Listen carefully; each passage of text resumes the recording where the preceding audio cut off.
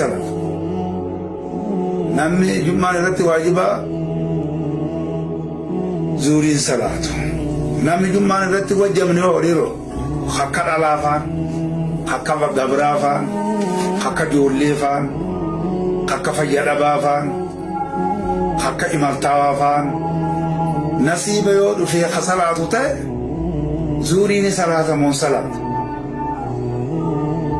Si hubattee ati biyya cufatti dhalaan zuurii wa salaate jummuma salaatee galtii ati.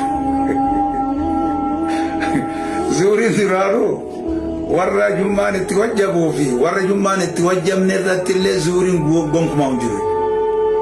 Warri gartanii ammaan tana inni fardii mustaqilliidha kan jiru adisni amantaanis sabaticheessaa jira fiqii keessatti illee kana jabaa.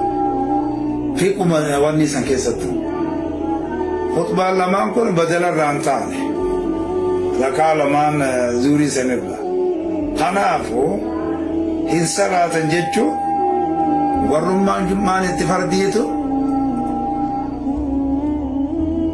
zuurii fi jummaan wal muggaa dhufuuf hin jiru. Guyyaa jummaadha jum'umaa wajjaba. Haa wal qabe hatti wajjabne irratti hunoo zuuriin hin jiru ta'a. Hasee bil ittifaaq.